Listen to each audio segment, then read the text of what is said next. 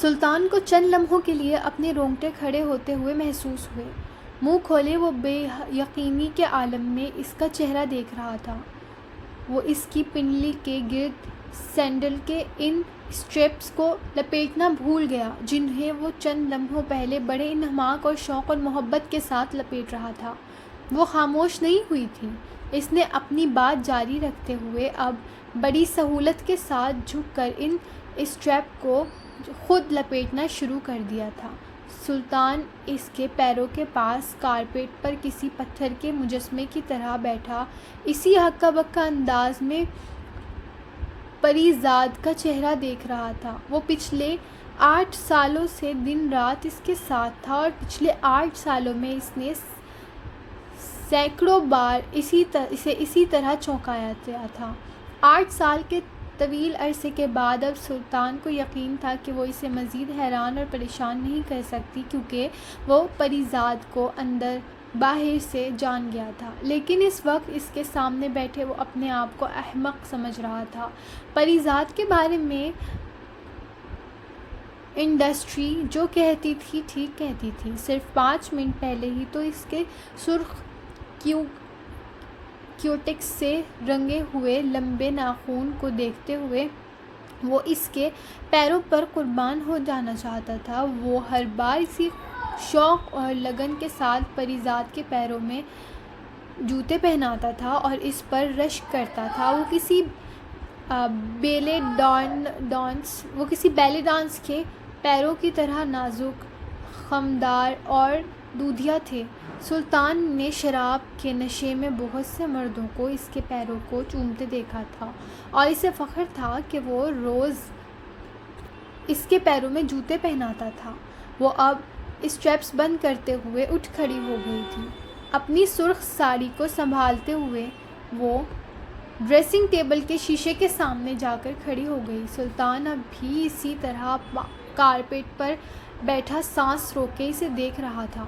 وہ آئینے میں خود پر تنقیدی نظریں ڈالتے ہوئے اپنی ساڑی ٹھیک کر رہی تھی۔ کمرے میں پڑا انٹرکام بجنے لگا۔ سلطان چونک گیا، پھر اٹھ کر انٹرکام کی طرف گیا۔ وہ اسی طرح آئینے میں اپنی ساڑی کو ٹھیک کرتے ہوئے بولتی رہی۔ چوکیدار نے انٹرکام پر سلطان کو کسی کی آمد کی اطلاع دی۔ سلطان انٹرکام ریسیور ہاتھ میں لیے پری زاد کو اس آمدنی کی اطلاع نہیں دے سکا۔ وہ آئینے سے اسے دیکھتے ہوئے اس کے بولنے سے پہلے اسے کہہ رہی تھی، اسے اندر آنے دو، میں نے تم سے کہا تھا نا وقت سے پہلے یہاں پہنچ جائے گا۔ سلطان جان نہیں سکا اس کے لہجے میں کیا تھا۔ اس نے انٹرکام پر چوکیدار کو ہدایت دی، پھر رابطہ بند کر دیا۔ یہ مت کریں۔ وہ ریسیور رکھتے ہوئے پری زاد کی طرف آیا تھا۔ پری زاد نے اسے مسکرا کر دیکھا۔ وہ دوپہر سے اس ملاقات کی تیاری کر رہی تھی۔ سلطان اس کی بے چینی کو سمجھتا تھا اور جانتا تھا پری زاد کب سے اس ملاقات کی تیاری کر رہی تھی۔ یہ پری زاد کے علاوہ اور کوئی نہیں جانتا تھا۔ یہ مت کریں، سلطان ایک بار پھر گڑگڑایا۔ کیوں؟ وہ مسکرائی۔ تمہیں مجھ پر ترس آ رہا ہے یا اس پر؟ 9 سال لگائے ہیں یہ فلمی کیریئر بنانے میں آپ نے۔ آپ اس طرح کوئی چیز سوچ بھی کیسے سکتی ہیں؟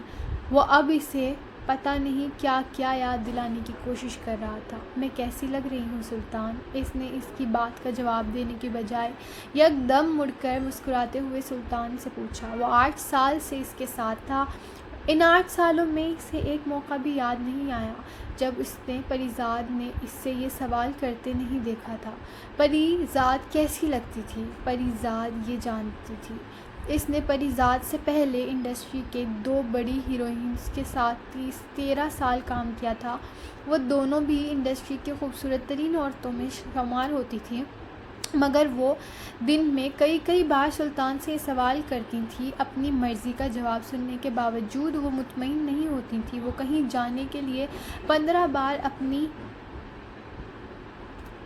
وارڈروب سے کپڑے نکالتی، ہر بار غیر مطمئن ہوتے ہوئے انہیں واپس رکھ دیتی۔ 10 جوتے پاؤں میں بدلنے کے باوجود اپنے پاؤں کو دیکھ کر خوش نہیں ہوتی تھی۔ 15 بار اپنی جولری بدلتی اور 85 بار اپنا میک اپ ٹھیک کرتی، پھر بھی انہیں اپنے چہرے اور جسم پر موجود دوسرے لوازمات میں کوئی نہ کوئی چیز ٹھیک نہیں لگتی، کوئی نہ کوئی چیز پریشان کرتی رہتی۔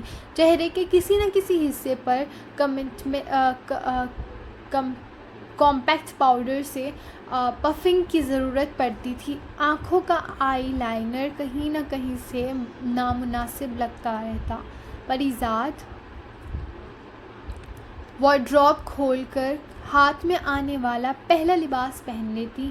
بعض دفعہ یہ کام بھی سلطان ہی انجام دیتا، وہ اپنی مرضی سے اس کے لیے کپڑے نکال دیتا اور وہ دوسری نظریں ڈالے بغیر اس لباس کو پہن لیتی۔ سلطان ہی اس کے لیے میک اپ، میچنگ جولری اور جوتے نکالتا تھا اور پریزاد کو بھی اس پر کبھی کوئی اعتراض نہیں ہوتا تھا۔ سلطان نے ایک بار اس سے یہ کہہ ہی دیا تھا، جس مرد سے شادی کا ارادہ ہوگا اس کے لیے تیار ہوتے ہوئے گھنٹے لگاؤں گی، درجنوں ملبوسات کو رد کر کے کسی ایک لباس کا انتخاب کروں گی، جوتے بدل کر دیکھوں گی اور صرف وہ زیور پہنوں گی جو اس نے مجھے دیا ہوگا۔ اس نے ہنس کر کہا تھا، جن کے لیے اب تیار ہوتی ہو یہ تو کیڑے مکوڑے ہیں، اس نے اسی سانس میں کہا۔ لیکن تم فکر مت کرو، پریزاد کسی سے شادی نہیں کرے گی، اس نے ایک بار پھر ہنس کر سلطان سے کہا تھا۔ سلطان نے اسے مذاق سمجھا تھا، حالانکہ وہ جانتا تھا پریزاد مذاق بہت کم کیا کرتی تھی۔ آج پریزاد کو تیاری کرتے ہوئے دیکھ کر سلطان کو ایک لمحے کے لیے کچھ شائبہ ہوا۔ اس کی وہی بات یاد آئی اور وہ وارڈروب کھولے کھڑے کپڑوں پر نظر ڈال رہی تھی۔ وہ اب کسی لباس سے مطمئن نظر نہیں آ رہی تھی۔ پھر یکدم مڑ کر اس نے سلطان سے کہا، آؤ سلطان، ساڑی خریدنے چلیں۔ وہ اس سے لے کر ایک بڑے ڈیزائنر کے بوتیک پر آ گئی۔ وہاں اس نے پہلی ہی نظر میں پسند آنے والی وہ سرخ سلک کی ساڑی خریدی، جس کے ساتھ بیک لیس بے حد مختصر سا سرخ رنگ کا بلاؤز تھا۔ سلطان کو حیرت ہوئی جب پریزاد نے اس ساڑی کے ساتھ میچنگ میں ملنے والی سرخ سینڈلز کے بجائے اس سے بوتیک میں پڑی ایک اور لباس کے ساتھ رکھی لمبی اسٹریپس کی سینڈل لی۔ ساڑی نے اس کے پاؤں کو چھپا لینا تھا، پھر وہ اس جوتوں کو کیوں خرید رہی تھی؟ سلطان کی سمجھ سے باہر تھا۔ 35,000 کی ساڑی اور 5,000 کے جوتے کی ادائیگی پریزاد نے اس کریڈٹ کارڈ سے کی تھی، جس کے بلز چیمبر آف کامرس کے صدر کو بھیجے جاتے تھے، اور وہ اب اسی ساڑی میں ملبوس وہی جوتے پہنے ڈریسنگ ٹیبل کے سامنے کھڑے ڈیبرز کے وہ ڈائمنڈ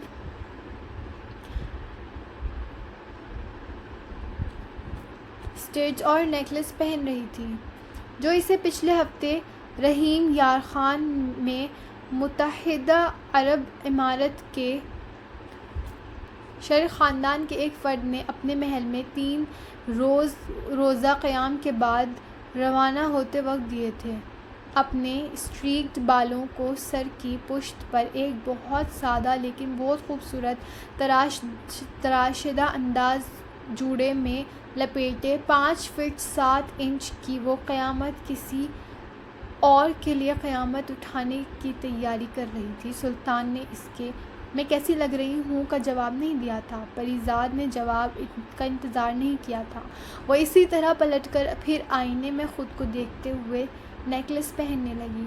وہ واضح طور پر سلطان کی درخواست کا مذاق اڑا رہی تھی۔ نیکلس کو گردن کی پشت کی طرف لے جاتے ہوئے اس نے منہ سے ایک لفظ نکالے بغیر نیکلس کے دونوں حصوں کو ہاتھ سے پکڑ کر دائیں ہاتھ کی انگلیوں کو 2-3 بار گردن کی پشت پر ہلکے سے مارا۔ سلطان کے لیے مدد کا اشارہ تھا۔ اس نے آگے بڑھ کر پریزاد کے ہاتھ سے نیکلس پکڑتے ہوئے اسے اس کی راج ہنس جیسی گردن کی پشت پر بند کر دیا۔ اس کے اتنے قریب کھڑے سلطان نے اس کے جسم سے اٹھتی ایسٹی لاڈر کی مہک کو محسوس کیا تھا، 6 انچ اونچی ہیل پہنے وہ اس وقت اس سے آدھا فٹ اونچی تھی۔ سلطان اسے گردن اوپر کر کے دیکھ رہا تھا۔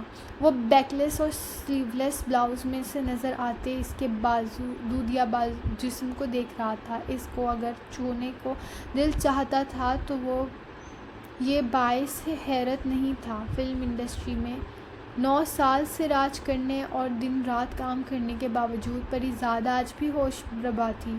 وہ اس حسن کے ساتھ انڈسٹری میں اگلے 10 سال بھی اسی طرح راج کر سکتی تھی۔ اسے دور دور تک کوئی خطرہ نہیں تھا۔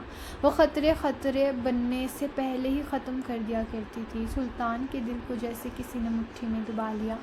وہ اس کے 8 سال کی محنت کو مٹی میں ملا رہی تھی۔ میں یہ سب نہیں ہونے دوں گا، سلطان نے بے ساختہ اس کے عقب میں کھڑے ہو کر کہا، اپنے جسم پر ہیوگو باسکٹ اسپرے کرتی۔ پریزاد کے ہاتھ ایک لمحے کے لیے رکا، پھر ڈریسنگ ٹیبل پر بوتل رکھتے ہوئے وہ پلٹ کر سلطان کے مقابل آ گئی۔ تم نہیں کرو گے تو کوئی اور کرے گا۔ پریزاد کو جو کروانا ہے وہ کروائے گی۔ اس کا لہجہ سرد اور چٹخا دینے والا تھا۔ سلطان کی آنکھوں میں آنسو آنے لگے۔ وہ اس کے سامنے سے ہٹ کر بیڈ کی طرف آئی اور وہاں پڑا چھوٹا سا پرس اٹھایا۔ سلطان کی طرف دیکھے بغیر وہ بیڈ روم کے بند دروازے کی طرف جانے لگی۔ سلطان لپک کر اس کے سامنے آیا۔ اس نے پریزاد کا ہاتھ پکڑ کر اسے روکا۔ ایک آخری کوشش۔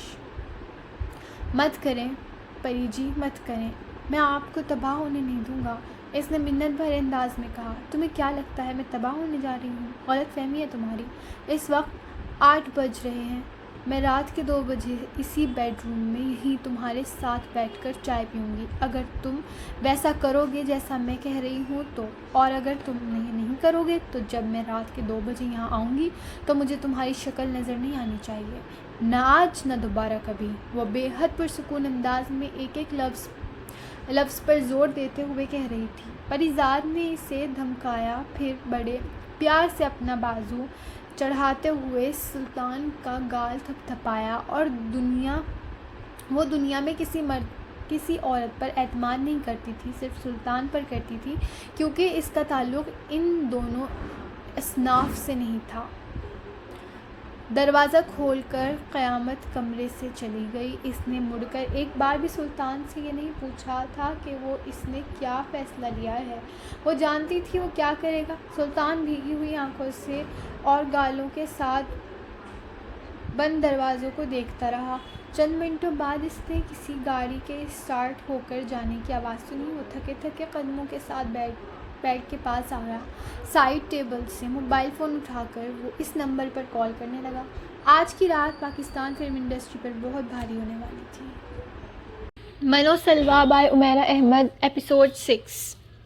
شوکت زماں اسے پچھلے 15 منٹ سے گالیاں دے رہا تھا، پہلے پنجابی، پھر اردو، اب انگریزی میں۔ وہ کچن میں مصروف تھا، لیکن شوکت زماں کی آواز اس تک بخوبی پہنچ رہی تھی۔ شوکت زماں کے کھانے کا وقت ہو رہا تھا۔ وہ ٹرے میں سوپ کے پیالے رکھنے لگا۔ لاؤنج عبور کر کے کمرے کے کھلے دروازے سے اندر آیا تو وہ اسے فرینچ میں گالیاں دینا شروع کر چکا تھا۔ اس کا مطلب تھا وہ اب جلدی ہی چپ ہونے والا ہے۔ اس کا فرینچ اچھی تھی، نہ اس میں اس کی گالیوں کا ذخیرہ الفاظ۔ شوکت زماں اب خاموش ہو کر ہانپ رہا تھا، یا ہانپنے کی وجہ سے خاموش ہو گیا تھا۔ اس نے ٹرے صوفے کے پاس پڑی سینٹر ٹیبل پر رکھی اور اس میں سے پہلا پیالہ اٹھا کر بیڈ پر اس کے پاس لے آیا۔ تو آخر جاتا کیوں نہیں یہاں سے؟ کتے کی طرح میرے گھر کیوں پڑا ہوا ہے؟ تو کیا سمجھتا ہے میں تجھے کچھ دوں گا؟ ایک پینی تک نہیں ملے گی تجھے۔ میں اچھی طرح جانتا ہوں تیرے دل میں کتنا لالچ ہے۔ گالیوں کے بعد وہ اسی طرح کی گفتگو کرتا تھا۔ اس نے حسب معمول پہلا پیالہ بیڈ سائڈ ٹیبل پر رکھ دیا تھا۔ شوکت زماں نے ہمیشہ کی طرح پہلا پیالہ اٹھا کر پوری قوت سے فرش پر پھینکا۔ وہ مطمئن ہو کر واپس سینٹر ٹیبل کی طرف مڑ گیا۔ وصیت لکھوا دی ہے میں نے، وکیل کو ہر چیز خیرات میں بانٹ دی ہے میں نے۔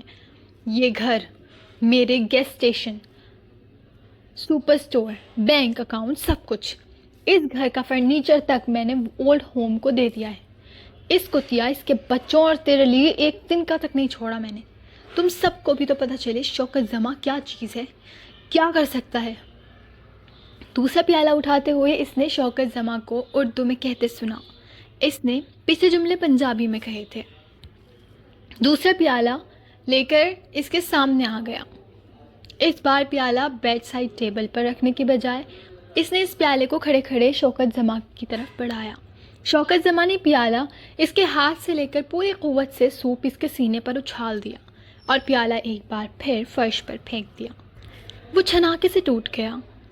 اس نے اپنے سوپ میں لتھڑے کپڑوں پر ایک نظر ڈالی اور مطمئن ہو کر ایک بار پھر سینٹر ٹیبل کی طرف بڑھا. میں تم سب کو برباد کرتے رکھ دوں گا. پولیس کو اطلاع کروں گا. تمہارے بارے میں جھوٹے مقدمے بنواؤں گا. تمہارے خلاف تجھے ڈپورٹ کروا دوں گا اس ملک سے، یا پھر ساری عمر جیل میں گزرے گی تمہارا خاندان. ایڑیاں رگڑ رگڑ کر مرے گا، بھیک مانگے گا سڑکوں پر. تجھے ابھی پتہ نہیں شوکت جمع کیا کر سکتا ہے. شوکت جمع اب انگلش میں حلق کے بل چلا رہا تھا. وہ تیسرا پیالہ اٹھا کر اس کے پاس چلا آیا. شوکت جمع نے کبھی اسے فرینچ میں نہیں دھمکایا تھا. وہ اسے جانتا تھا اسے فرینچ نہیں آتی. وہ فرینچ میں اسے صرف گالیاں دیتا تھا، کیونکہ وہاں اسے اپنے 4 سالہ قیام کے دوران فرینچ کے جو چند لفظ اس نے سیکھے تھے وہ گالیاں ہی تھے، اور وہ بھی شوکت جمع کی مدد سے. وہ تیسرا پیالہ لے کر اس بار شوکت جمع کے پاس بیڈ پر بیٹھ گیا. شوکت جمع نے پوری طاقت سے اس کے چہرے پر تھوکا. اس نے دائیں بازو کی شرٹ سے اسے صاف کیا. شوکت جمع نے پوری قوت سے اس کے دائیں گال پر تھپڑ مارا، پھر بائیں ہاتھ سے تھپڑ مارا. اس نے شوکت جمع کو روکنے کی کوشش تک نہیں کی، بجائے سوپ کے پیالے کو پوری قوت سے پکڑے رکھا. وہ نہیں چاہتا تھا سوپ گر جائے. پھر شوکت جمع کیا پیتا؟ پہلا تھپڑ، دوسرا، تیسرا، چوتھا. 2 دائیں گال پر، 2 بائیں گال پر، پھر دائیں کندھے پر دائیں ہاتھ کا بھرپور مکہ، پھر بائیں کندھے پر بائیں ہاتھ کا بھرپور مکہ. اور اب اس کے سر کے بالوں کی باری تھی. شوکت جمع اپنے دونوں ہاتھوں کی مدد سے اس کے بال کھینچ رہا تھا اور وہ سوپ کے پیالے کو سنبھالے اس سیکوینس کو دل میں دہرا رہا تھا جس میں شوکت جمع اس کی پٹائی کر رہا تھا. شوکت جمع اب قدرے بے دم ہو کر ہانپ رہا تھا. اس نے اطمینان کے ساتھ سوپ کے پیالے سے پہلا چمچہ بھر کر شوکت جمع کے منہ کی طرف بڑھایا. شوکت جمع نے منہ کھول کر سوپ پی لیا. اس نے دوسرا چمچہ بڑھایا. اس نے وہ بھی پی لیا. اب اس کے ہونٹ کپ کپا رہے تھے. اس کی آنکھوں میں آنسو امڑ رہے تھے. وہ جانتا تھا اب شوکت جمع آگے کیا کرنے والا تھا. اس نے تیسرا چمچہ اس کے ہونٹوں کی طرف بڑھایا. اس نے پیا. آنسو اب اس کے گالوں پر بہنے لگے تھے. اس نے چوتھا چمچہ بھی پیا اور وہ اب سسکیاں لینے لگا تھا. 5واں، 6واں، 7واں، 8واں، 9واں چمچہ. 10واں چمچہ اس سوپ کے پیالے کا آخری چمچہ تھا اور شوکت جمع نے اب بیڈ سے اٹھ کر اس کے پاؤں پکڑ لیے تھے. وہ بلند آواز میں زار و قطار رو رہا تھا. دیکھ لے، میری بات مان لے، تجھے اللہ کا واسطہ، تجھے تیری ماں کا واسطہ، مجھ پہ ترس کھا. دیکھ لے، تو جو کہے گا میں کروں گا، بس مجھ پر ترس کھا. شوکت جمع اب اس کی ٹانگوں سے چپکا گڑ گڑاتا ہوا اس کے چہرے کو دیکھ رہا تھا. اس نے بے حد رحم بھری نظروں سے اسے دیکھا. اس نے اپنی ساری زندگی میں شوکت جمع سے زیادہ شریف، رحم دل، بااخلاق، بامروت، باظرف، مہذب، شائستہ اور غنی انسان نہیں دیکھا تھا. ایک گہری سانس لے کر اس نے شوکت جمع کو دیکھتے ہوئے نفی میں سر ہلا دیا. شوکت جمع یکدم رونا بھول گیا. شوق کے عالم میں کچھ دیر بے حس و حرکت اس کے قدموں میں بیٹھا اسے دیکھتا رہا. پھر اس نے اس کے پیروں سے ہاتھ ہٹا لیے. مزید ایک لفظ بھی کہے بغیر وہ وہیں اس کے قدموں میں کمرے کے فرش پر کسی نوزائیدہ بچے کی طرح گھٹنے اپنے سینے تک سکیڑے کروٹ کے بل یوں فرش پر ڈھہ گیا جیسے وہ مر گیا ہو۔ تھوڑی دیر بعد اس نے بیڈ پر کھڑے ہو کر شوکت جمع کو پھلانگا۔ ابھی اسے کمرے کا فرش صاف کرنا تھا، اپنے کپڑے تبدیل کرنے تھے اور رات کے کھانے کے لیے سوپ کی 3 پیالے تیار کرنے تھے۔ کرم علی نے زندگی کا پہلا سفر 17 سال کی عمر میں ایک جعلی شناختی کارڈ اور جعلی پاسپورٹ پر مچھلیاں پکڑنے والے ایک ٹرالر پر کیا تھا۔ وہ اسی کی دہائی کے پہلے چند سالوں میں غیر قانونی طور پر کویت پہنچنے والے پہلے 3 لوگوں میں سب سے بڑا تھا۔ اس کے ساتھ دوسرے لڑکوں کی عمریں 15-16 سال تھیں۔ وہ ان تینوں لڑکوں میں سب سے زیادہ صحت مند بھی تھا۔ ان میں سے ایک کو جذام، دوسرے کو ٹی بی، جبکہ کرم علی کو صرف برص تھا۔ اس کی کمر اور پیٹ پر سفید دھبے تھے، لیکن کرم علی جانتا تھا کچھ عرصے میں وہ پورے جسم پر پھیل جائے گی اور اس کے بعد کسی عرب ملک کا سفر کرنا اور وہاں پر کام حاصل کرنا بہت دشوار ہوتا۔ عرب برص کے مریضوں سے نفرت کرتے تھے اور 80 کی دہائی میں ایشیائی ممالک میں برص کا مرض بے حد عام تھا۔ وہ اس ٹرالر پر موجود واحد لیگل بندہ تھا۔ باقی کے دونوں لڑکوں کے پاس شناختی کارڈ اور پاسپورٹ نہیں تھے۔ وہ یا یہ جعلی کاغذات تیار کروا سکتے تھے یا تو کویت کو اس غیر قانونی سفر کے لیے ٹرالر والے کو پیسے دے سکتے تھے۔ ان دونوں لڑکوں کی طرح کرم نے بھی ٹرالر والے کو 5,000 روپے دے دیے تھے۔ اس میں 1,500 روپے اس نے پچھلے سال 4 سال میں صبح کے وقت اسکول جانے سے پہلے اخبار بیچ کر، دوپہر کو پھلوں کی ریڑھی لگا کر، شام کو سگنلز پر پھولوں کی گجرے بیچ کر اور رات کو لفافے جوڑ کر جمع کیے تھے۔ ان 1,500 میں کچھ رقم سردیوں میں کوئلہ بیچنے، عیدوں پر غبارے بیچنے، 14 اگست پر جھنڈے بیچنے اور شب بارات پر آتش بازی کا سامان بیچنے سے بھی حاصل ہوئی تھی۔ جمع ہونے والی یہ رقم بہت زیادہ ہوتی اگر کرم 13 سال کی عمر میں اپنا گھر خود نہ چلا رہا ہوتا۔ اس کے گھر میں ماں باپ سمیت 8 افراد تھے اور بدقسمتی سے وہ ماں باپ اور بہن بھائیوں میں سب سے بڑا تھا۔ اس کے ماں باپ ذمہ داریوں کو اٹھانے کے اعتبار سے اس سے بعد میں آتے تھے۔ کرم علی کا باپ جہاں داد سال کے 12 مہینے میں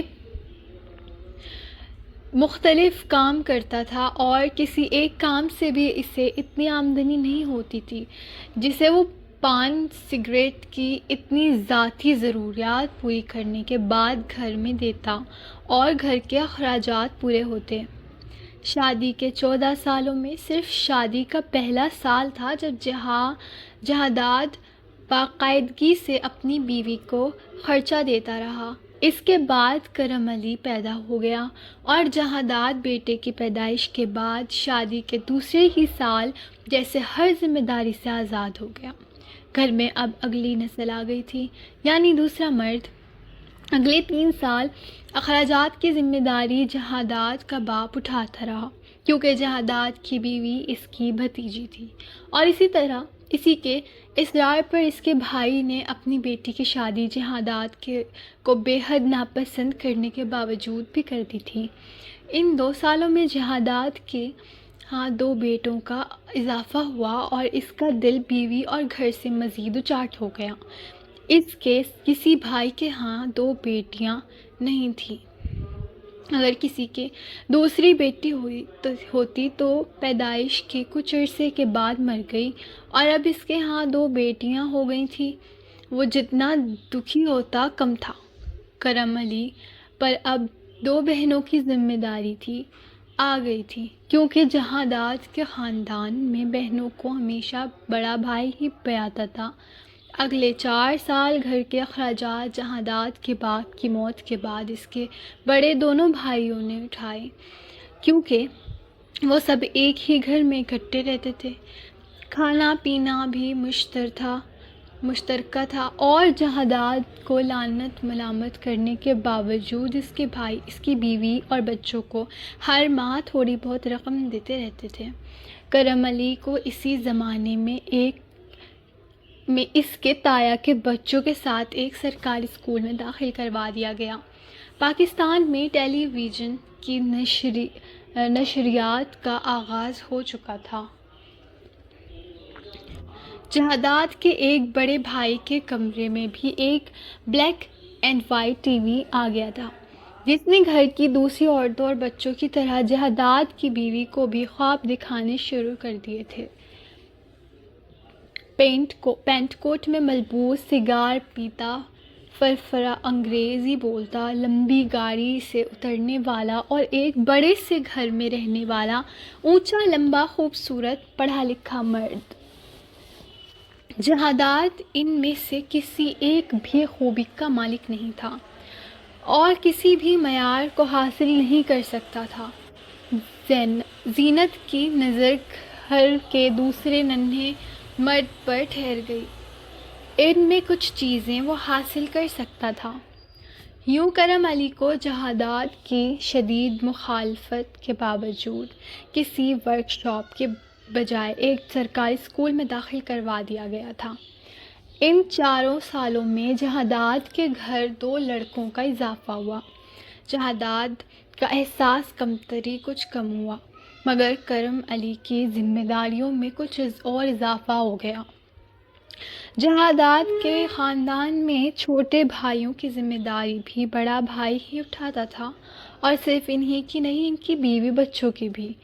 شادی کے 8 سال کے بعد جہادات اور اس کے گھر والوں کو جہادات کے باپ کی مختصر سی جائیداد کی تقسیم کے بعد گھر کے ہی ایک حصے میں علیحدہ کر دیا گیا۔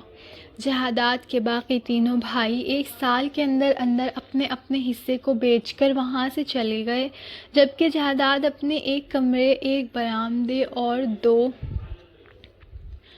اطراف سے ٹوٹی ہوئی دیواروں اور تیسرے اطراف میں ٹوٹے ہوئے پٹوں والے لکڑی کے ایک دروازے پر مشتمل 30 فٹ لمبے کچے صحن والے مکان میں ہی مقیم رہا۔ اس کے گھر کے افراد میں اب ایک اور لڑکی کا اضافہ ہو چکا تھا، اور ظاہر ہے اگر بڑی دونوں بہنوں کو بیانا کرم علی کی ذمہ داری تھی تو چھوٹی بہن کو بیانا بھی تو اسی کا فرض تھا۔ ان 6 سالوں میں گھر کے اخراجات زینت کے بھائی اور باپ برداشت کرتے رہے، مگر علی کے 13ویں سال میں داخل ہوتے ہی انہوں نے اس کا کام سے ہاتھ اٹھا لیا۔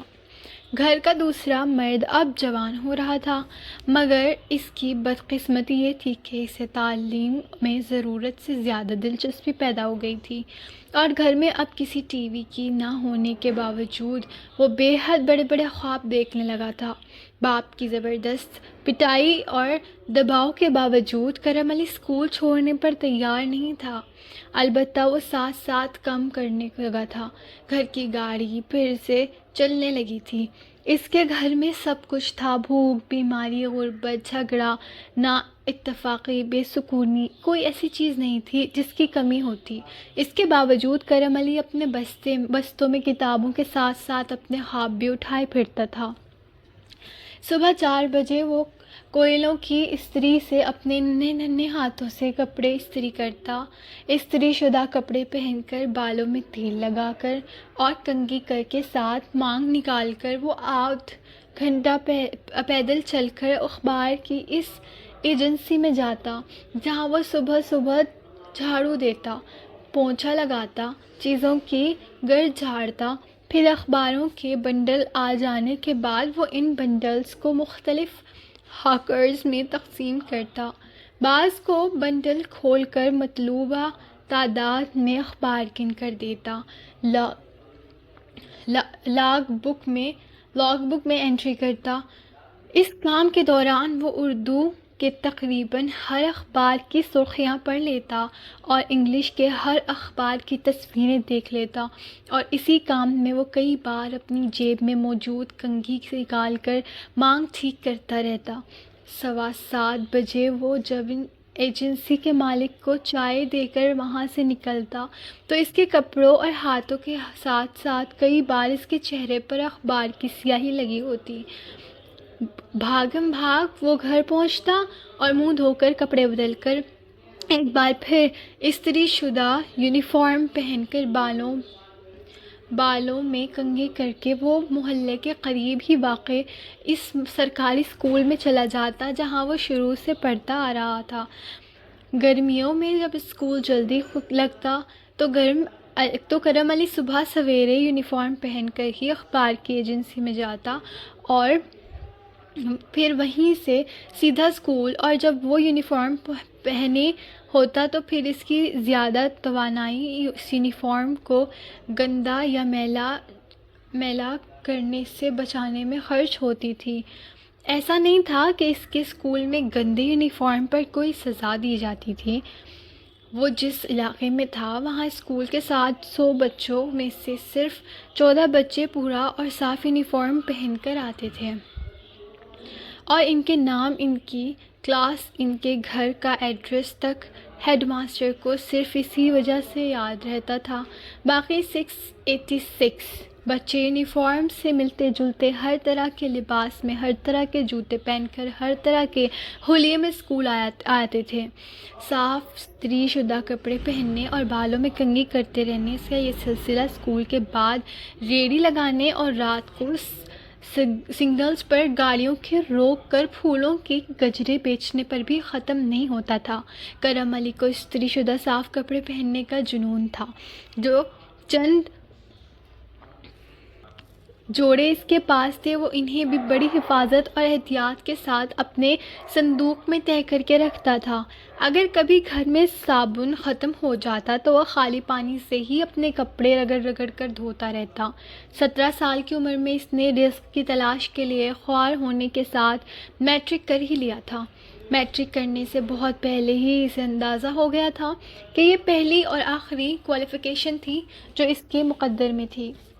جہاداد نے اب چھوٹے موٹے جرائم کے سلسلے میں جیل جانا شروع کر دیا تھا۔ گھر کی حالت بے حد خستہ تھی۔ برآمدے کی چھت گر چکی تھی اور کسی بھی برسات میں کمرے کی چھت بھی گر جاتی۔ جہاداد زینت کے درمیان جھگڑے اب روزانہ ہوتے تھے، اور دن میں کئی بار زینت محلے کے چند اچھے گھروں میں صفائی کا کام کرنے لگی تھی۔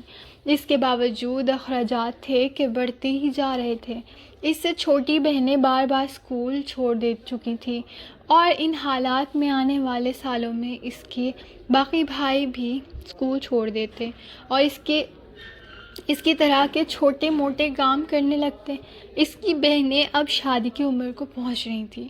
کرم علی نے عمر کے ان سالوں میں پیسے کمانے کے لیے ہر طرح کا کام کیا، اور اس کام کے دوران اس نے جو کچھ سیکھا وہ زندگی میں اس کے بہت کام آیا۔ ایک بچے کے طور پر ان چھوٹے کاموں کے ذریعے رزق کی تلاش مشکل نہیں تھی، اور نہ ہی اسے کبھی کوئی بڑی تکلیف کا سامنا کرنا پڑا۔ صرف 2 بار سگنل پر ایکسیڈنٹ کا شکار ہوا۔ پہلی بار اس کی پسلیاں فریکچر ہوئیں، اس کا سر پھٹ گیا، اس کے چہرے اور کمر پر بھی چوٹیں آئیں۔ البتہ دوسری دفعہ ایکسیڈنٹ زیادہ خطرناک ثابت نہیں ہوا، صرف اس کا بایاں بازو 2 جگہ سے ٹوٹ گیا اور اس کے ایک پاؤں کا انگوٹھا کاٹنا پڑا، اور ان ایکسیڈنٹ کا سامنا صرف رات کو ہی کرنا پڑا تھا۔ باقی کاموں میں اسے بے وجہ مشکل کاٹنے، گالی گلوچ، چھوٹی بات پر ہونے والے تشدد اور 1-2 بار ہونے والی جنسی زیادتی کے علاوہ کسی مسئلے کا سامنا نہیں کرنا پڑا۔ اجرت کٹ جانے کے علاوہ اس نے کبھی کسی دوسری چیز کے بارے میں اپنے ماں باپ میں سے کسی کو نہیں بتایا تھا، یہاں تک کہ زیادتی کے بارے میں بھی نہیں۔ اس کے گھر میں اس کے بہن بھائیوں کے سامنے اس کی عزت نفس مجروح ہوتی۔ وہ اس کے بارے میں کیا سوچتے؟ شاید جہاداد کسی کو مورد الزام ٹھہرا کر اور پیٹتا، یا پھر اس پر پھر کے بعد کرم علی کو کچھ سمجھ میں نہیں آیا تھا۔ کرم علی 13 سال کا بچہ تھا اور دنیا بہت بڑی تھی، اور اس بہت بڑی دنیا میں اسے ہر روز جانا تھا۔ وہ چھپ نہیں سکتا تھا، وہ گھر میں بند بھی نہیں ہو سکتا تھا۔ اس نے زندگی میں تب تک بہت ساری باتیں ماں باپ سے چھپائی تھی، پھر بعد میں انہیں بتا دی، مگر 13 سال کی عمر میں یہ کرم علی کی زندگی کا پہلا بڑا راز تھا، اور اس کے بعد اس نے ہر چیز کو راز رکھنا شروع کر دیا تھا۔ اپنے جسم پر پہلی بار برس کے مرض کا انکشاف بھی ایسا ہی ایک راز تھا۔ اس نے پہلی بار اپنے پیٹ پر وہ نشانات دیکھے اور حیران ہوا تھا۔ اس کی سانولی رنگت کی وجہ سے وہ نشانات پھیلنے لگے تو اس نے زینت یا جہادات کے بجائے اپنے ایک دوست کو وہ نشان دکھائے تھے۔ ہاں یہ برس ہے، اس کے دوست نے بڑے اطمینان اور کسی تشویش کے بغیر کہا۔ اس کا کوئی علاج نہیں، تمہیں ایک آدمی دکھاؤں گا، اس سے یہی بیماری ہے۔ اس کے سارے جسم بلکہ ہاتھوں پاؤں اور چہرے پر بھی یہی نشان ہے، اس کے دوست نے اس سے کہا، اور پھر دوسرے ہی دن اسے ایک سڑک پر ریڑھی لگاتا وہ آدمی دکھا۔ کرم علی دکھ سے رہ گیا۔ وہ پہلے ہی بے حد عام سے خد و خال رکھتا تھا، اور اگر اس کے چہرے پر نشان بھی آ جائے تو اس کا کوئی علاج نہیں ہے۔ شاید ہو مگر مجھے پتہ نہیں ہے، اور اگر ہوگا بھی تو بہت مہنگا ہوگا، تو کس طرح علاج کرواؤ گے؟ اس کے دوست نے کہا تھا۔ وہ نہیں جانتا تھا اس بیماری نے کرم علی کی راتوں کی نیند اڑا دی۔ وہ ہر دوسرے چوتھے دن پیٹ پر موجود ان چھوٹے چھوٹے نشان کے گرد پین کے ساتھ حد بنایا کرتا، اور چند دنوں میں وہ نشان ان لکیروں سے باہر ہوتا۔ اس کا دل ڈوبنے لگا۔ نشان پھیل رہا تھا۔ تب تک کرم کو صرف پیٹ پر ان نشانات کا پتہ تھا۔ وہ نہیں جانتا تھا کہ ایسے ہی نشانات اس کی کمر پر بھی تھے، اور وہ پیٹ کے نشانات سے زیادہ تیزی سے پھیل رہے تھے۔ کرم علی نے زندگی میں پہلی بار کمائے جانے والے پیسوں سے اب جیب خرچ کو بچانا شروع کر دیا تھا۔ اسے ان نشانات کا علاج کروانا تھا، چاہے جتنا بھی وقت اور پیسہ لگتا، لیکن اسے ان نشانات سے چھٹکارا پانا تھا۔ بہت جلد ہی وہ اس بات سے بھی آگاہ ہو گیا تھا کہ برس اس کی پشت پر بھی ہے۔ عام طور پر چہرے اور ہاتھوں سے شروع ہوتا تھا، مگر اس کے پیٹھ سے شروع ہوا تھا، اور اس مرض نے اسے اپنے آس پاس کے لوگوں سے کاٹنا شروع کر دیا تھا۔ وہ خوفزدہ تھا کوئی اس کے مرض کے بارے میں نہ جان جائے۔ اس نے ان نشانات کے بارے میں جاننے کے بعد کبھی کسی کے سامنے قمیض نہیں اتاری تھی، حتیٰ کہ برسات کے دنوں میں بارش کے پانی میں بھیگتے ہوئے بھی، اور گرمیوں کے موسم میں کسی نہر یا تالاب میں نہاتے ہوئے بھی۔ 2 سال تک وہ نشان پھیلتے رہے، پھر یکدم رک گئے۔ کرم کے لیے یہ ناقابل یقین بات، لیکن وہ نشان واقعی اب نہیں پھیل رہے تھے۔ کئی ہفتے وہ ان داغوں کے ارد گرد پین سے نشان کھینچتا رہا، پھر مطمئن ہو گیا۔ 13 سال کی عمر میں ہی کرم علی پہلی بار خاموشی سے متعارف ہوا تھا، اور مذہب سے بھی۔ اس کے بعد یہ دونوں چیزیں ہمیشہ اس کی زندگی کا حصہ بنی رہی۔ 5000 کی اس رقم میں 1000 زینت نے ان 2 گھروں سے ادھار لیا تھا، جہاں وہ ہر ماہ پر گھر کام کیا کرتی تھی۔ اس نے اپنی تقریباً 1.5 سال کی اجرت ایڈوائس میں لے لی تھی۔ لینے میں اسے کتنی منتی اور کتنے مہینے لگے وہ ایک الگ داستان تھی۔ 2000 روپے جہاں داد نے اپنے خستہ حال مکان کی رجسٹری کو گروی رکھ کر سود پر لیے تھے۔ زندگی میں اس سے بڑا جوا وہ نہیں کھیل سکتا تھا۔ کرم علی ڈوبتا تو وہ فٹ پاتھ پر آ جاتے۔ کرم علی نے 500 اس نیوز پیپر ایجنسی کے مالک سے ادھار لیے تھے، جہاں پر اس نے 1 سال کام کیا تھا۔ وہ مالک اسے کبھی ادھار نہ دیتا، مگر گارنٹی کے طور پر کرم علی کا چھوٹا بھائی آصف وہاں کام کرنے لگا تھا۔ ان 5000 کے علاوہ کرم علی کے پاس صرف 200 روپے تھے، اور وہ انہی 200 روپے کے ساتھ پاکستان سے کویت آیا تھا۔ وہ صرف پاکستان سے غیر قانونی طور پر کویت جانے والوں کا پہلا گروپ نہیں تھا، وہ اس ٹرالر کے مالک کا بھی اس کام میں آنے کے بعد پہلا ٹرپ تھا، اور وہ بھی اتنا ہی نروس اور پریشان تھا جتنا گروپ کے تینوں لوگ، اور اس پریشانی میں وہی ہوا تھا جو نہیں ہونا چاہیے تھا۔ سمندر میں جس جگہ پر اس ٹرالر جس لانچ پر انہیں منتقل کرنا تھا، وہ اس جگہ پر نہیں پہنچ سکا، بلکہ اگلے 3 ہفتے سمندر میں ادھر ادھر بھٹکتا رہا۔ اور ان 3 ہفتوں میں کرم علی کو اپنی زندگی کے سب سے بھیانک تجربات ہوئے تھے۔ وہ اس کے ہی نہیں، ان دونوں لڑکوں کی زندگی کا بھی پہلا سمندر کا سفر تھا، اور صرف 12 گھنٹے گزرنے کے بعد ہی وہ تینوں سی سکنس کا شکار ہو گئے تھے۔ ٹرالر پر مچھلیاں پکڑنے والے ایک مچھیرے نے ان چند روایتی ٹوٹکوں کا استعمال کیا جنہیں وہ خود اپنے اوپر استعمال کرتے تھے۔ کرم علی اس سے کچھ افاقہ ہوا، مگر دونوں لڑکوں کو نہیں۔ جزام والے لڑکے کی حالت جب سے زیادہ خراب تھی، اس کے ہاتھ پر جزام سمندر کی نمکین ہوا کی وجہ سے اسے بے حد اذیت دے رہے تھے۔ ٹرالر کے مالک کو اس کی بیماری کا شروع میں پتہ نہیں تھا، ورنہ وہ اسے کسی بھی صورت میں اپنے ٹرالر پر نہ لاتا، مگر ٹرالر پر اس کی بیماری کا پتہ چلنے کے بعد اب مالک سمیت سارے لوگ اس کے پاس آنے سے کترانے لگے تھے۔ 3 ہفتوں میں سمندر میں بھٹکتے رہنے کے دوران اس کا جزام بڑھتا گیا، اس میں سے پیپ رسنے لگا تھا۔ جزام اب اس کے ایک ہاتھ سے دوسرے ہاتھ پر بھی منتقل ہو گیا تھا، اس کے ہاتھ بری طرح سے سوج گئے تھے، اور پیپ کے ساتھ اب اس میں سے خون رسنے لگا تھا۔ کرم کے علاوہ کوئی اور اس کے پاس نہیں آتا تھا، صرف وہی اس کے پاس آ کر اس کے منہ میں وہ ابلے ہوئے چاول اور مچھلی کا شوربہ ڈالنے کی کوشش کرتا جو اس ٹرالر پر پکتا تھا۔ وہ جانتا تھا کھانا کھاتا قے کی صورت میں اتنا ہی باہر نکال دیتا۔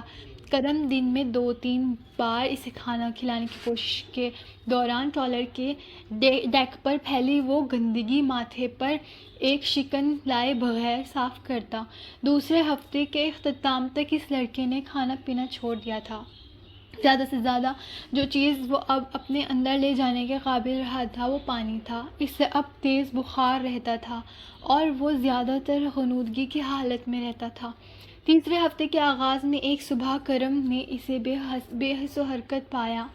وہ رات کو کسی وقت مر گیا تھا۔ موت کے اتنے قریب دیکھنے کا یہ کرم کا پہلا تجربہ تھا۔ وہ بے حد خوف زدہ ہو گیا تھا، مگر یہ صرف ابتدائی ٹرالر کے مالک نے اس لڑکے کی تلاش سمندر میں پھینک دیا تھا۔ شدید گرمی کے موسم میں وہ اس لاش کو ٹرالر پر نہیں رکھ سکتے تھے، اور وہ بھی اس صورت میں جب وہ راستہ بھول چکے تھے۔ کرم نے اپنی آنکھوں کے سامنے ایک چادر میں لپٹے اس لاش کو سمندر برد ہوتے دیکھا تھا۔ وہ کچھ دیر پانی کی سطح پر نظر آتی رہی تھی، پھر آہستہ آہستہ پانی سے نگل گیا تھا۔ وہ شاید اس کے ساتھ ہی اس کے خاندان کی قسمت بھی ڈوب گئی تھی۔ اس کے گھر والے کویت میں اس کے بھیجے ہوئے دیناروں کے رزق کا انتظار کرتے ہوئے بہت عرصے تک یہ بھی نہیں جان پاتے کہ وہ خود مچھلیوں کا رزق بن چکا تھا۔ کرم علی اگلے 3 دن سو سکا نہ کچھ کھا سکا۔ وہ صرف اس جگہ کو دیکھتا رہتا جہاں وہ لڑکا لیٹا رہتا تھا۔ اس لڑکے کی جگہ وہ بھی ہو سکتا تھا، اور ایسا ہوتا تو آج کرم علی بھی سمندر کے پیٹ میں اتر چکا ہوتا، یا پھر کل ہو جائے گا، شاید پرسوں۔ ٹرالر اب بھی سمندر کی لہروں پر بھٹک رہا تھا۔ قیمت زندگی کی ہوتی ہے، موت کی نہیں۔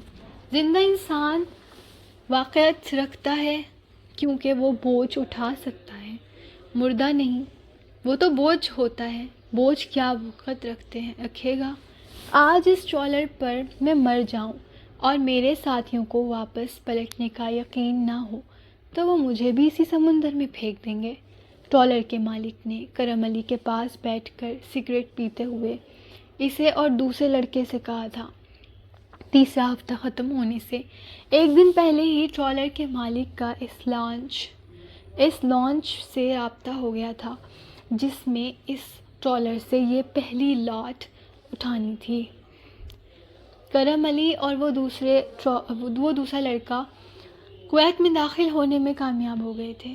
اگلے 4 سال اس نے کویت میں ہی گزارنے تھے اور ان 4 سالوں میں کویت میں لیگل سٹیٹس حاصل کر لینا تھا، لیکن بے حد کوشش اور خواہش کے باوجود کرم علی ایک بار پھر پاکستان نہیں جا سکا۔ پاکستان کی طرح اس نے کویت میں بھی ہر وہ کام کیا تھا جس سے اسے چند سکے مل جاتے۔ سبزیوں اور پھلوں کے گوداموں میں کام کرنے سے لے کر تعمیراتی مزدور تک اور رنگ و روغن سے لے کر بلند و بالا عمارتوں کی کھڑکیوں کے شیشے صاف کرنے تک اس نے ہر وہ کام کیا تھا جو اسے ملا اور جس سے وہ بچت کر سکا۔ 4 سالوں میں کرم علی کے گھر والوں کی زندگی بہت ساری تبدیلی آ گئی تھی۔ جہاں اس کے خاندان پر اب کسی کا کوئی قبضہ نہیں تھا، زینت لوگوں کے گھر صفائی کا کام چھوڑ چکی تھی اور آصف دوبارہ اسکول جانے لگا تھا۔ جہادات کے گھر میں اب محلے کے دکان سے نقد راشن آتا تھا اور بلا ضرورت اور ضرورت سے زیادہ جہادات کا خستہ حال گھر اب 4 کمرے کے 2 منزلہ پکے مکان کی شکل اختیار کر چکا تھا، جس کے ماتھے پر ماشاءاللہ جگمگا رہا تھا۔ جہاں داد اب گھر میں بیٹھ کر اپنے سارے گھر والوں کے ساتھ VCI پر فلمیں دیکھتا تھا۔ زین کی بڑی بیٹی امینہ کی منگنی بھی ہو گئی تھی اور ان تمام آسائشوں اور سہولتوں کے لیے کرم علی کو ہفتے میں 7 دن 18 گھنٹے روزانہ کام کرنا پڑتا تھا۔ اس کے جسم کی مختلف حصوں پر چھوٹے موٹے حادثات کے نتیجے میں 55 زخم کے نشانات کا اضافہ ہوا تھا۔ تیزاب سے ایک بار کہنی کے جلنے کو برداشت کرنا پڑا تھا۔ نیند پوری نہ ہونے کی وجہ سے آنکھوں کے گرد مستقل حلقوں کا اضافہ ہوا تھا اور سر کے بال نوجوانی میں سفید ہونے لگے تھے۔ صرف ایک چیز اس کے زندگی میں تبدیل نہیں ہوئی تھی، اس کا استری شدہ لباس اور سنوارے گئے بالوں کی مانگ۔ زندگی کا 21واں سال اس کے لیے بہت سے نئے اور عجیب و غریب اضافے لے کر آیا تھا۔ اس کی زندگی میں محبت کا اضافہ ہوا تھا۔ عارفہ اس کے تایا کی بیٹی تھی۔ اس نے عارفہ کے ساتھ ہی اسکول جانا شروع کیا تھا اور اس نے عارفہ سے ہی بالوں کو سنوارنا اور کپڑوں کو صاف ستھرا رکھنا سیکھا تھا۔ 5 سال کی عمر میں بس اس نے عارفہ کا بیگ بھی اٹھانا شروع کر دیا تھا۔ وہ واحد چیز تھی جو وہ عارفہ کے لیے کر سکتا تھا۔ اس کے علاوہ اس کے پاس عارفہ کو دینے کے لیے کرنے کو کچھ نہیں تھا۔ پرائمری کے بعد ان دونوں کے اسکول الگ ہو گئے تھے اور اسی دوران ان کے گھر بھی، لیکن ان کے دلوں میں درمیان فاصلہ کبھی نہیں آیا۔ کرم علی جانتا تھا کہ صرف وہی نہیں، عارفہ بھی اسے پسند کرتی تھی، لیکن وہ یہ بھی جانتا تھا کہ اس کے اور عارفہ کے خاندان کی مالی حیثیت میں زمین آسمان کا فرق تھا اور گزرتے وقت کے ساتھ عارفہ کے بڑے بھائیوں نے کمانا شروع کر دیا تھا اور یہ فرق مزید بڑھ گیا تھا۔ کرم علی نے عارفہ کے نام کا خواب کبھی نہیں دیکھا تھا۔ اپنے گھر اور گھر والوں کی صورت میں جو حقائق اس کے سامنے تھے، انہوں نے اس کی زندگی سے سارے خواب نکال دیے تھے، مگر پہلی بار اسے عارفہ کی یاد اس ٹرالر پر آئی۔ دوسری بار کویت کی زمین پر قدم رکھنے کے بعد کچھ سالوں کی بات ہے، میں اب یہاں اتنا پیسہ بنا لوں گا کہ عارفہ کے گھر والے خوشی خوشی میرے ساتھ اس کی شادی کر دیں گے، اس نے سوچا تھا اور ایسا ہی ہوا تھا۔ 4 سال میں اس کے گھر میں اتنی تیزی سے تبدیلی آئی تھی کہ رشتے دار بھی جہاں داؤ کے خاندان کو ایک نئی نظر سے دیکھنے لگے تھے۔ جہادات کے خاندان کو ایک نئی نظر سے دیکھنے لگے تھے۔ اب عارفہ کے باپ سے کرم علی کے رشتے کی بات کی جاتی تو وہ خوشی خوشی قبول کر لیتا، مگر دشواری کرم علی کو خود اپنے ماں باپ کو عارفہ سے رشتے کی بات کرنے کے لیے تیار کرنے میں آتی تھی۔ ان دونوں کو جیسے فون پر یہ سن کر شوق لگا تھا کہ کرم علی اپنے رشتے کے بات اپنے منہ سے کر رہا تھا، اور وہ بھی ابھی جب اسے کماتے صرف 4 سال ہی ہوئے تھے۔ کرم علی اگر یہ گارنٹی نہ دیتا کہ وہ صرف مغنی کا خواہش مند تھا اور شادی اپنی دونوں بہنوں کی شادیوں کے بعد ہی کرے گا، تو جہادات اور زینت کسی بھی قیمت پر عارفہ کا اس سے رشتہ نہ طے کرتے، اور کرم علی کو اگر یہ خدشہ نہ ہوتا کہ عارفہ کی شادی کہیں اور ہو جائے گی تو وہ ابھی اپنی منگنی کی بات بھی نہ کرتا۔ 21 سال کی عمر میں اسے ایک عرصے کے بعد کرم علی نے زندگی میں محبت کے نام کے جذبے کی پذیرائی کی تھی۔ پہلی بار اس سے کویت میں کسی کے ایسے خط آنے لگے تھے جس میں کسی چیز کی فرمائش نہیں ہوتی تھی۔ کرم علی کے بارے میں پوچھا جاتا تھا، اس کی بات ہوتی تھی۔ کرم علی کو پہلی بار دنیا اچھی لگنے لگی۔ چند سالوں کی بات تھی اور وہ اپنی ذمہ داریوں سے فارغ ہو جاتا، کاروبار کے لیے کچھ پیسے جمع کر لیتا، تو پھر پاکستان واپس چلا جاتا۔ پھر عارفہ کے ساتھ شادی کر کے وہ ایک پرسکون اور خوشحال زندگی گزارتا، ایک مکمل زندگی۔